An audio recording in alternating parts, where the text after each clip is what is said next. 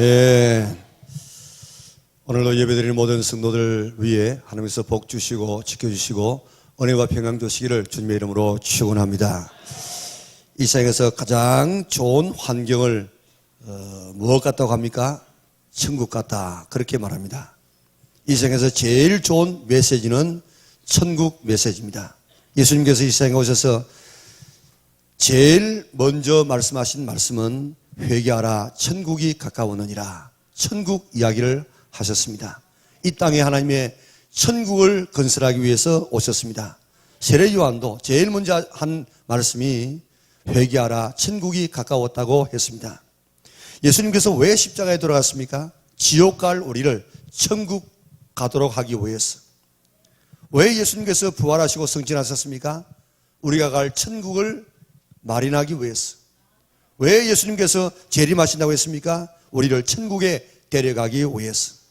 왜 우리가 예수님 믿습니까? 천국 가기 위해서 예수님 믿습니다. 물론 우리가 오늘도 예배 드리고 또 우리가 봉사하고 하는 이 모든 것은 주의 은혜가 너무너무 감사해서 하는 일이지만은, 그러나 모든 신앙의 행위를 한마디로 말하면 우리는 천국 가기 위해서 신앙생활하고 있는 것입니다. 그러니까 천국은 기독교의 시작이요, 기독교의 마지막이요, 또한 기독교의 전부가 되어집니다. 이 시장에서 힘들게 살아가고 때로는 좀 젊은 나이의 세상을 떠날 수도 있습니다. 그러나 그래도 천국 가면 그 사람이 가장 복 있는 사람이고 가장 행복한 사람이고 가장 성공적인 인생을 살아간 사람이 되는 것입니다. 아무리 땅에서 부귀영화를 다 누리고 온 소원이 다 이루어지고 정말 모든 사람이 부러워한다고 할지라도 천국까지 못했다고 하면은 가장 불행한 인생이고 가장 비참한 인생이 되어지게 되는 것입니다. 우리 연합의 온 성도들은 한 사람도 빠짐없이 다 천국에 넉넉하게 들어갈 수 있기를 바랍니다. 들어갈 뿐만 아니라 그 나라에서 영광스럽게 별과 같이 설 수 있는 우리 연합의 온 성도들 될 수 있기를 바랍니다. 마태복음 13장에는 천국의 7가지 비유가 나오고 있습니다. 첫 번째 비유가 씨 뿌리는 비유입니다. 농부가 씨를 뿌렸는데 어떤 씨는 길가에, 어떤 씨는 돌짝밭에, 어떤 씨는 가시덤불에, 어떤 씨는 옥토에 떨어졌다는 것입니다. 우리나라에서는 씨를 갖다가 대부분 이렇게 하나하나 이렇게 심는다든지 그렇게 심습니다. 그러나 그래도 요즘 보리 또 밀은 그저 이렇게 흩어버리지 않습니까? 그런데 유대나라의 이 파종 방법은 높은 곳에서 바람이 불어올 때 휙 이렇게 던져버리면 그 바람에 날려가지고 씨가 뿌려집니다. 또 안 그러면 나귀 같은 이런 덩어리에다가 이 종자, 이 푸대를 갖다가 얹어놔 놓고 작은 구멍을 뚫어 놓습니다. 그래서 이 나귀가 쫄랑쫄랑하면서 걸어갈 때에 거기에서 이 씨앗이 떨어져 가지고 파종하는 이런 방법을 썼습니다. 그런데 어떤 씨는 좋은 밭에 뿌려져서 결실하게 되어지고 또 어떤 씨는 딴 곳에 떨어져서 결실하지 못하게 되었다는 것입니다. 그런데 천국도 이와 같다, 그렇게 말씀했습니다. 이게 씨가 뭡니까? 씨는 복음입니다. 하나님의 말씀입니다. 이 천국 복음이 뿌려지고 있다는 것입니다. 지금도 오늘 성도들의 가슴 속에 하나님 말씀 천국 복음이 뿌려지고 있습니다. 어떤 씨는 결실합니다. 어떤 씨는 거두어 들이지 못할 때가 있습니다. 꽃 같은 씨가 뿌려지고 꽃 같은 말씀의 씨가 꽃 같은 사람에 의해서 뿌려짐에도 불구하고 지금 거두지는 것도 있고 거두지지 않는 것도 있다는 것입니다. 뿌려지는 씨마다 옥토와 같은 마음밭에 뿌려져서 다 천국의 열매를 맺는 성도들 될 수 있기를 바랍니다. 오늘은 그 4가지 밭 중에서 첫 번째 밭, 길가와 같은 밭에 대해서 살펴보고자 합니다. 자, 길가는 길입니다. 길. 그런데 우리가 지금 다니고 있는 이런 길이 아니고 밭에 있는 길이에요. 밭에 있는 길. 그러니까 여러분들 넓은 들판에 가게 되어지면 거기에 농로가 있습니다. 농로. 그리고 이 논과 저 논, 이 밭과 저 밭 사이에 그런 하나의 경계와 같은 이런 길이 있습니다. 그래서 그 농로를 따라서 사람이 다니기도 하고 또한 밭을 갈 수 있는 짐승을 몰고 다니기도 하고, 그러니까 밭은 부드러운데 거기에 있는 이 농로, 이 길은 아주 반질반질하게 그렇게 닦여 있는 모습을 볼 수 있습니다. 오늘 본문에서 비유의 초점은 씨 뿌리는 자도 아니고 씨도 아닙니다. 밭입니다. 밭. 같은 사람이 같은 씨를 뿌렸는데도 불구하고 어떤 씨는 날 수도 있고 어떤 씨는 날 수도 없었다는 것입니다. 어떤 씨는 열매를 맺었습니다. 어떤 씨는 열매를 맺지 않습니다. 무엇 때문에 이런 문제가 일어나면 무엇이 문제입니까? 씨 뿌리는 사람입니까? 씨입니까? 아닙니다. 밭입니다. 밭. 어떤 밭이냐에 따라서 씨가 싹날 수가 있고 열매 맺을 수도 있고 어떤 밭이냐에 따라서 열매 맺지 않을 수도 있는 것입니다. 어떤 씨가 옥토와 같은 마음밭에 뿌려지면 결실합니다. 사람이 변합니다. 예수님을 닮아갑니다. 천국 백성이 되어집니다. 그런데 어떤 씨는 길가와 같은 밭에 떨어지면 뿌리도 나지 않습니다. 새들이 와서 먹어버립니다. 아무런 변화가 나지 않습니다. 10년, 20년을 다녀도 교회 다녀도 변화가 생기지 않습니다. 그 이유가 뭔지 아십니까? 밭입니다. 밭. 밭이 뭐라고 했습니까? 우리의 마음입니다. 마음. 제일 중요한 것이 우리의 마음인 줄 믿으시기를 바랍니다. 목회를 하면서 또 목회자들 이야기를 들어보면 제일 큰 고민이 있습니다. 그게 뭔가 하면 사람이 안 변해요. 사람이. 여러분들 일주일에 한 번씩 나와서 설교를 듣는 이런 설교, 세상 사람들 이런 이야기 못 듣습니다. 그런데 주일날 와서 우리가 바르게 살자, 진실하게 살자, 참되게 살자, 하나님 나라를 바라보며 살자, 늘 천국 복음을 듣습니다. 그리고 주일날 오후에도 또 합니다. 수요일도 있습니다. 또 열심히 있는 사람은 새벽에도 늘 오면요, 한 주일에 우리가 말씀을 듣는 시간이 얼마나 많습니까? 이렇게 많은 말씀을 듣는데도 불구하고 사람이 안 변해요. 왜 사람이 안 변할까?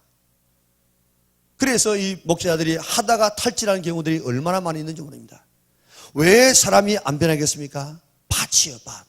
우리 마음밭이 변하지 아니하면은 아무리 많은 씨앗을 뿌려도 사람이 변하지 않는다는 것입니다.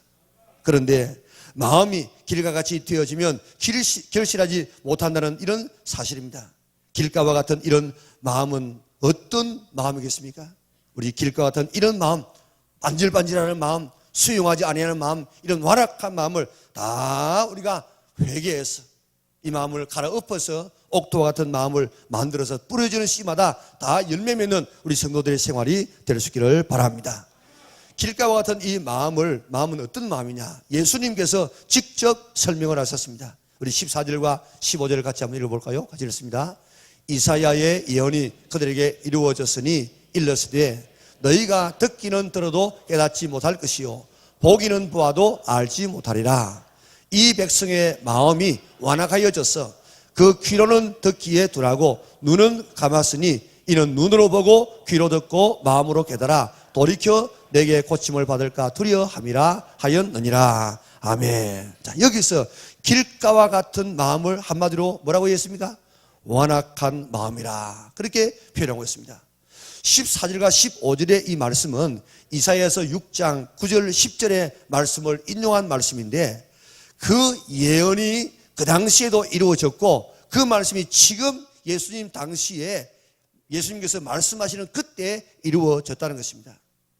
이사야 6장은 우시야 왕이 죽던 해에 라고 시작됩니다. 우시야 왕은 제사장만 할 수 있는 제사를 왕인 내가 왜 못하느냐. 우시야는 대단한 왕입니다. 아주 성공적인 왕 노릇을 했습니다. 그런데 내가 왕이니까 제사 내가 못 드려? 그러면서 제사장만 할 수 있는 이런 이 제사를 자기도 하겠다고 지금 덤벼듭니다. 그때 제사장 아사랴가 제사장 80명을 데려와 가지고 왕이여 이러면 안 됩니다. 이것은 왕이 할 일이 아닙니다. 그래도 왕이 완악해졌어요. 왜 내가 못한다는 말이냐, 하지 말라고 하니 화를 내면서 제사를 드리려고 하니까 하나님께서 갑자기 그의 몸에 문둥병이 들게 만들었습니다. 이스라엘 백성들은요, 문둥병 걸리면 집에서 못 삽니다. 그 자기 동네 안에서도 못 살아요. 특별히 성전에 못 들어가면 쫓겨납니다. 그래서 문둥병이 나니까 왕이지만은 그 성전에서 쫓아내버렸습니다. 성경의 표현대로 말하면 여호와의 성전에서 끊어져서 죽는 날까지 별궁에서 살았더라, 그렇게 말합니다. 우시야가 참 겸손하고 성공적인 이런 왕으로서 재직을 했는데 잘 되니까 교만해져서 선지자의 말씀, 하나님 말씀을 안 받아들였습니다. 이것을 완악해서 그렇게 말하고 있습니다. 하나님 말씀을 거부하고 하나님 말씀을 받아들이지 아니하는 이런 마음, 이 완악한 마음이고 그 마음이 바로 길가와 같은 그런 마음이라는 것입니다. 이사야 7장에 보면 아하스라는 왕이 나오는데 그가 왕이 되었을 때 아람 나라 수리아라고 하고 지금도 저 위에 지금 내전이 일어나고 있는 시리아가 바로 그 나라입니다. 그 시리아라고 하는 나라하고 그 밑에 있는 당시의 북쪽 이스라엘 나라하고 연합해가지고 남쪽 유다를 쳐내려왔어요. 그러니까 성경의 표현대로 말하면 사람들의 백성들의 마음이 바람 불 때에 나무가 흔들리듯이 그렇게 막 흔들렸다고 이야기했습니다. 우리말로 말하면 사시나무 떨듯이 막 떨었다 이 말입니다. 아하스 왕은 이래서는 우리가 안 되겠다 그렇게 생각하고 아수르 왕에게 가서 도움을 청합니다. 그때 이사야가 왕에게 가서 왕이여 아수르 왕 의지하지 말고 하나님만 의지하면 하나님께서 이번 전쟁에 이기게 할 수가 있습니다. 그러니까 아수르 왕 의지하지 말고 하나님 믿으세요. 만약에 그게 안 믿어지면 어떤 징조를 구하면은 이길 수 있는 징조를 하나님께서 보여주실 것입니다. 그러니까 이 아하스 왕이 나는 징조 안 구하겠다. 도저히는 믿어질 수 없는 이거는 아수르 의지하지 않고는 이 전쟁에서 이길 수 없는 전쟁입니다. 그래서 나는 그런 이 모험 하지 않겠다고 그렇게 내가 하지 않겠다고 그래서 징조를 구하지 않습니다. 그러니까 하나님 편에서 징조를 주십니다. 임마누엘의 징조입니다. 처녀가 아기를 낳을 것이다. 그리고 그 이름을 임마누엘이라 하게 될 것이다. 자, 하나님께서 징조를 주는데 이름을 처녀가 아기를 어떻게 낳습니까? 이는 있을 수 없는 일이에요. 그런데 하나님은 그렇게 전능하신 하나님이기 때문에 처녀가 아기를 낳을 수 있는 이런 하나님이 오늘 기적을 베풀어서 승리하게 해 주실 것이다. 그렇게 약속해 주었습니다. 그런데도 아하스 왕은 안 믿습니다. 완악한 마음으로 하나님 말씀을 듣지 않습니다. 우시야 왕의 이 마음이 완악해서 결국 아하스 왕이 마음이 완악해져서 하나님 말씀을 듣지 않고 그 뒤에 있는 왕들이 계속해서 그런 완악한 마음을 가지고 있다가 결국 바빌론에게 망하고 말았습니다.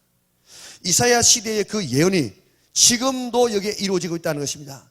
이사야 시대의 사람처럼 지금도 완고해져서 하나님의 아들 메시아가 지금 하나님의 복음의 말씀을 전함에도 불구하고 천국 복음을 전함에도 불구하고 그것을 받아 누리지 못하고 있다는 것입니다.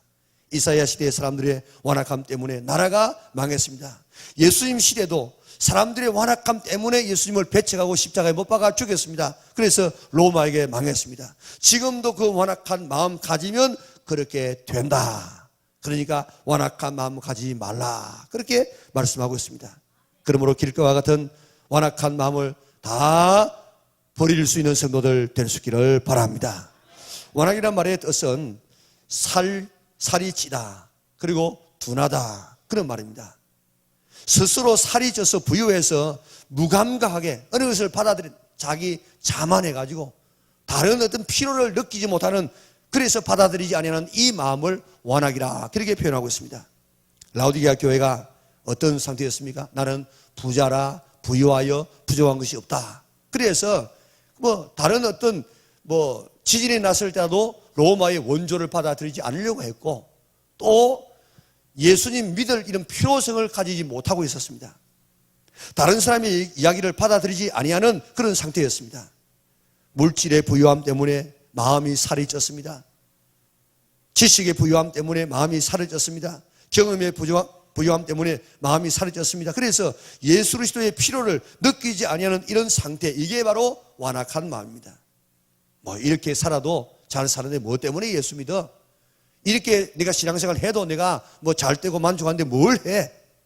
새로운 하나님의 복음의 말씀을 받아들이지 않으려고 하는 이런 이 마음, 이 자만의 마음이 길가와 같은 마음이고 완악한 마음이라는 것입니다. 바로 보세요. 그런 하나님의 말씀을 들으면서라도 마음이 완악해져서 하나님의 말씀을 받아들이지 않았습니다. 10가지 재앙이 퍼부어질 그때가 되어져서야 이러다가는 마지막 남은 것은 내 죽음밖에 없겠구나. 그래가지고 그가 마지막에 하나님의 말씀을 받아들이지 않습니까? 오늘 이 완악하게 되어지면 망하는 법입니다. 사울의 경우 보세요. 사울이 참 겸손한 왕입니다. 그리고 깨끗한 왕입니다. 하나님께서 그에게 은혜를 더하여 쫓아서 초대 임금이 되게 했지요. 그리고 다가오는 모든 외적들을 다 물리쳐 주었습니다.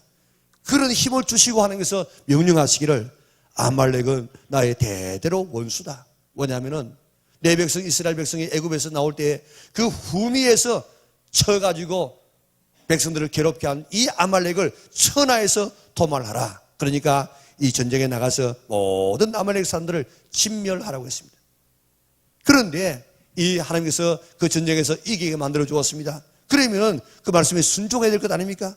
그런데 사울은 하나님 말씀을 거역했습니다. 완고해졌습니다. 그래서 사무엘 15장 22절을 한번 볼까요? 우리 같이 읽겠습니다. 사무엘이 이르되 여호와께서 번제와 다른 제사를 그의 목소리를 청종하는 것을 좋아하심같이 좋아하시겠나이까. 순종의 제사보다 낫고 듣는 것이 수양의 기름보다 나으니 이는 거역하는 것은 점치는 죄와 같고 완고한 것은 사신 우상에게 절하는 죄와 같음이라.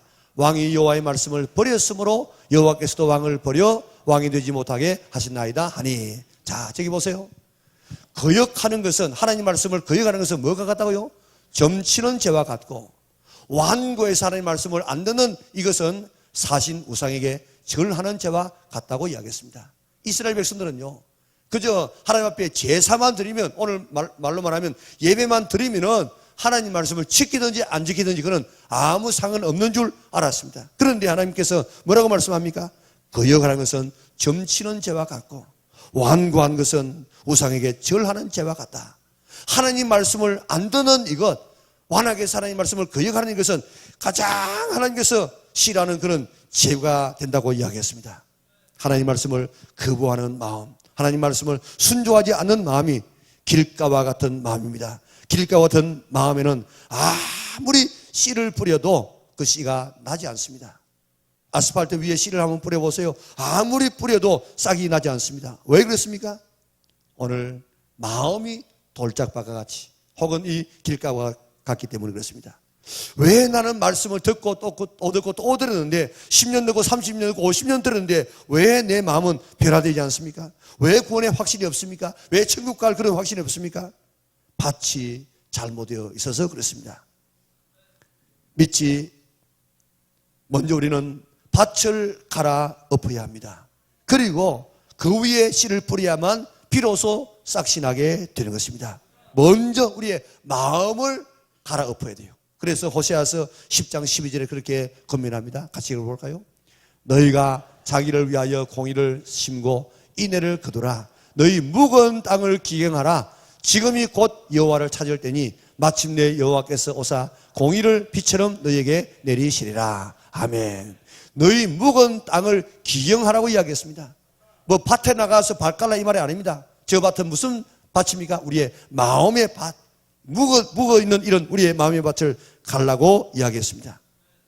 지금 내 마음을 한번 볼 수 있기를 바랍니다. 혹시 길가와 같이 반질반질해 있지 않습니까? 여기는 아무리 씨를 뿌려도 변화가 없습니다. 말씀과 기도로 마음을 갈아 엎을 수 있기를 바랍니다. 잡초를 뽑아낼 수 있기를 바랍니다.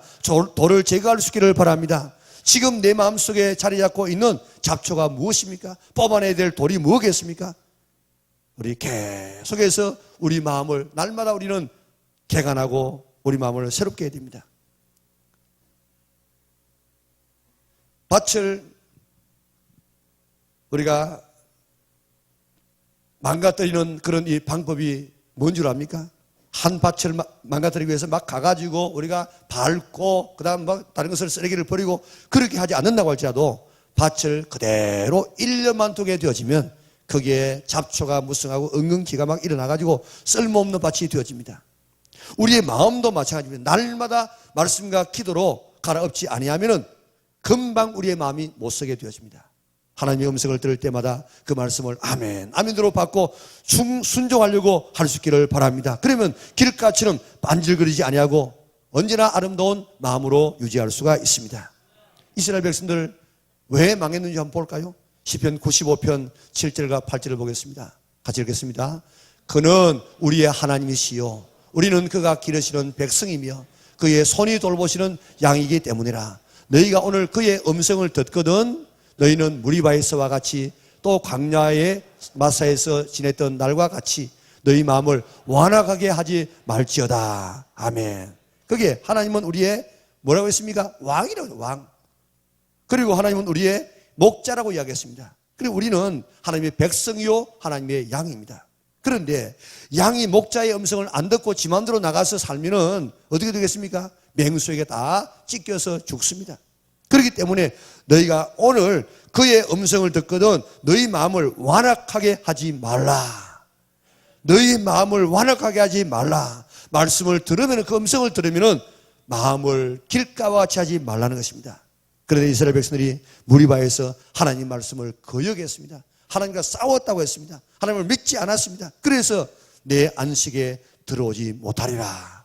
그 백성들이 다 지금 사방에서 엎드려지고 말지 않습니까? 마음이 완악해지면 죽습니다. 우리의 몸이 지금도 부들부들하니까 살아있지만도 죽게 되어지면 뻣뻣해지지 않습니까? 우리의 마음이 그렇게 뻣뻣해지게 되어지면 길가와 같이 뺀질거리게 되어지면 오늘 우리의 영혼은 죽는다는 사실을 잊지 않기를 바랍니다. 바로의 경우를 보세요. 바로가 처음부터 하나님 말씀에 순종에 들어가면 나라가 그렇게 약해지지 않았을 것입니다.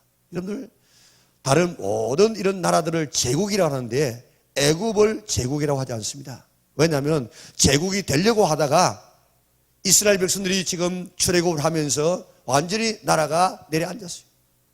200만 명에 되는 이런 인력이 빠져나갔습니다. 그것만 해도 그래도 괜찮은데 홍해에 갇혀있는 이스라엘 백성들을 추격해가지고 잡아오기 위해서 왕으로부터 모든 그 애굽의 주력 부대가, 군대가 다 동원돼가지고 이스라엘 잡으러 갔다고요. 잡으러 갔다가 그 홍해에서 완전히 수장되고 맙니다. 그래서 나라가 완전히 내앉습니다. 그런데 순종하지 않았습니다. 그 마음이 강팍해져 가지고 나라가 그렇게 주저앉고 말았습니다. 그런데요, 바로의 마음이 강팍해서 그렇게 되었다 그랬는데 바로의 마음이 선한데 하나님께서 일부러 바로의 마음을 강팍하게 악하게 그렇게 만들어 가지고 했다는 그런 말이 아닙니다. 바로뿐만 아니라 우리 모두는 사실 우리가 태어날 때부터 강팍한 마음을 가지고 태어납니다. 하나님의 말씀을 안 듣고 내 마음대로 살아가려고 하는 이런 마음들을 다 가지고 있다고요. 이런 우리도 그대로 버려두면 바로처럼 우리도 강팍하게 될 수밖에 없어요. 그런데 우리가 우리 마음을 열고 복음을 받아들이고 예수님을 받아들여서 오늘 하나님의 자녀가 되게 된 것은 하나님께서 우리를 강팍하지 않도록 은혜를 주셨기 때문에 오늘 우리가 복음을 받아들이게 된 줄 믿으시기를 바랍니다. 그러므로 우리는 하나님께 기도해야 됩니다. 하나님, 내 마음이 강팍해지지 않도록 도와주시옵소서. 붙잡아 주시옵소서. 기도할 수 있기를 바랍니다. 하나님이 간섭해야만, 은혜 베풀어 주셔야만 완화하지 않을 수가 있습니다. 그래야만 내가 살 수가 있습니다. 이제 하나님이 말씀하실 때마다 순종하리라 결심할 수 있기를 바랍니다. 내게 주시는 말씀을 내가 받아들이라 그렇게 다짐할 수 있기를 바랍니다. 그때 역사가 일어납니다. 열매가 맺힙니다. 예수님을 닮아가게 되어집니다. 천국 백성이 되어지게 되는 것입니다. 1850년 12월 6일 날 영국의 콘체스터라고 하는 그런 작은 도시에 아주 심한 눈보라가 쳤습니다. 교통이 마비되어져서 그저 사람이 겨우 걸어 다닐 정도 외에는 전혀 교통수단이 움직일 수가 없었습니다. 그 말에 살던 10대 소년이 자기가 평소에 다니는 교회에 갈 수가 없어가지고 자기 집에서 가장 가까운 교회를 갔습니다. 가보니까 몇 명 안 되는 작은 교회였는데 그날따라 그 교회를 담임하던 그런 목사님이 바깥에 출타 중이었고 한 무명의 평신도가 대신 설교를 하고 있었습니다. 몇 명 안 되는 성도들을 앉혀놓고 떨리는 목소리로 그저 성경을 봉독합니다. 이사야서 45장 22절의 말씀을 봉독하는데 옛날 번역에 보면 땅끝의 모든 백성아 나를 앙망하라 그리하면 구원을 얻으리라. 땅끝의 모든 백성아 나를 앙망하라 그리하면 구원을 얻으리라 하는 이 말씀을 떨리는 음성으로 여러 차례를 봉독하고 그리고 서투른 설교를 계속하는데 이 말씀을 읽고 듣는 순간에 하나님을 앙망하라. 이 소년이 생각해 보았습니다. 나는 목사님의 아들이고 우리 할아버지도 목사님이신데 내가 하나님을 앙망하고 있는가? 정말 하나님을 바라보고 있는가?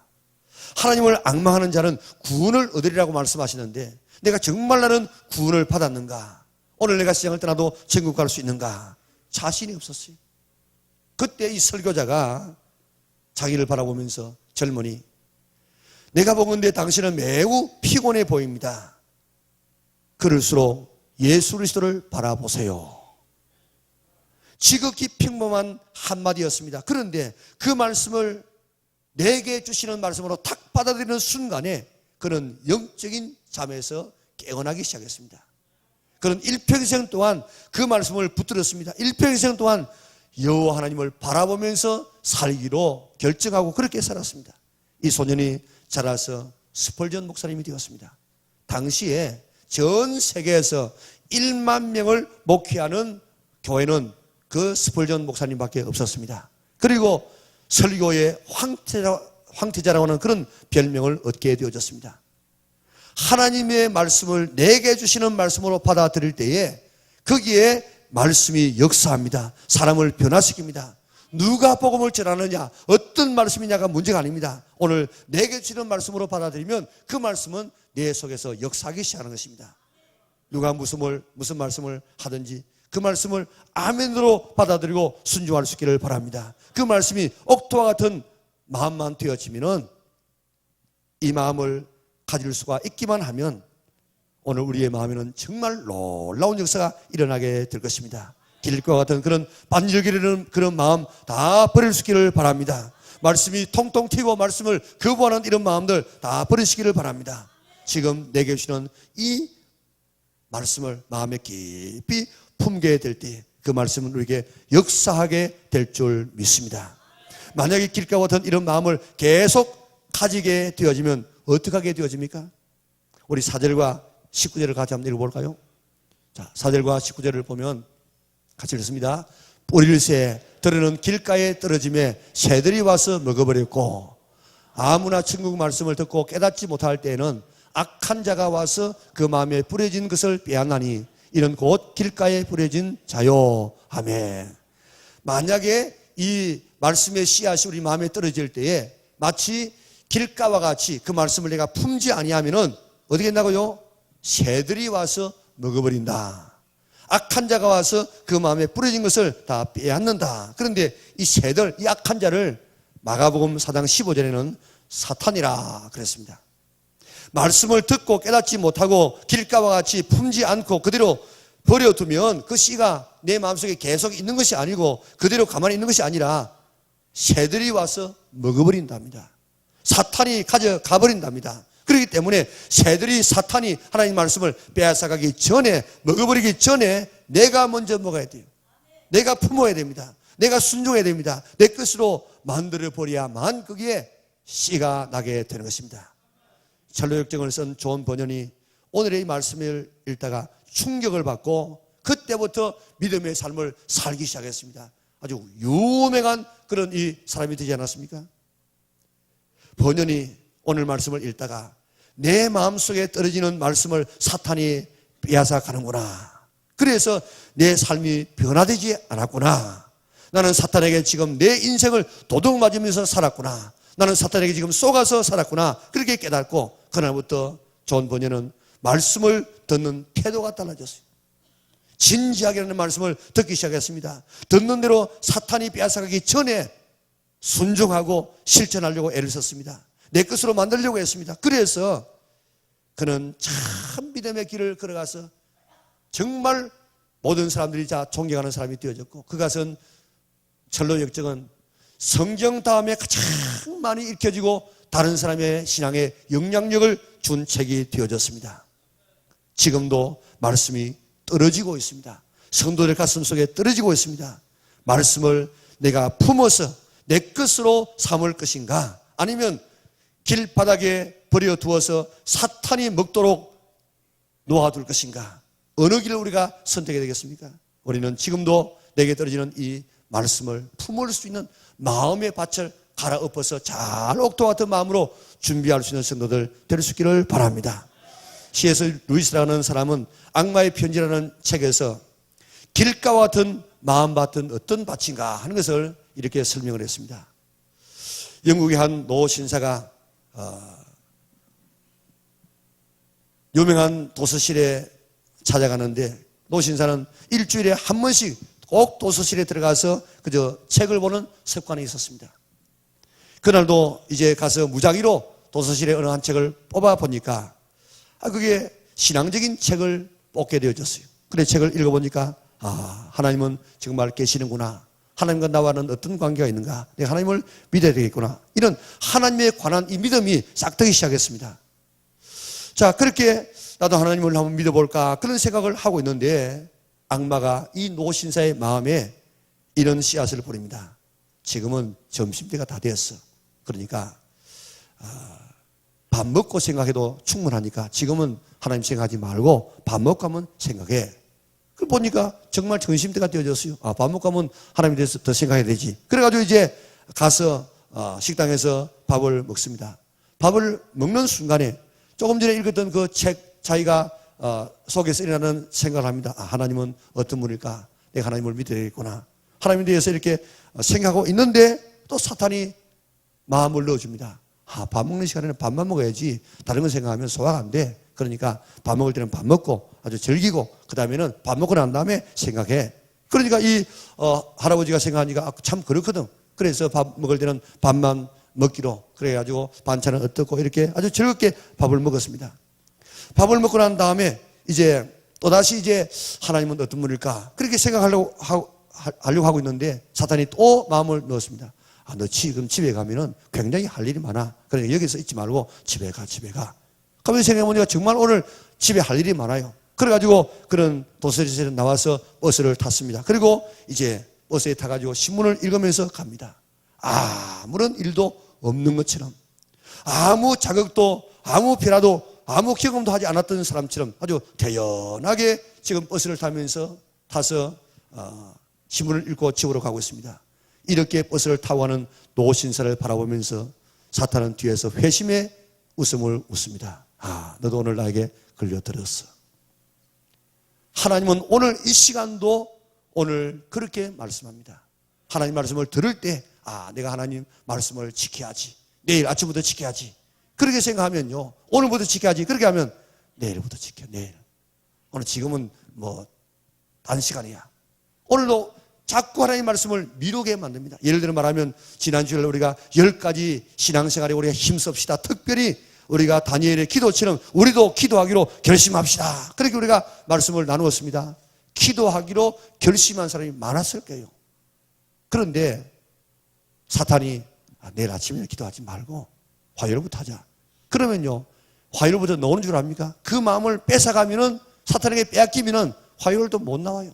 그래서 월요일 날이나 주일 날이나 별 차별 없이 나왔다고요. 오늘도 지금 우리가 기도하려고 하면은 기도 내일부터 해. 새벽 기도 하려고 하면 새벽 기도 하면 오늘 하루 종일 해롱해롱하면 어떡할까?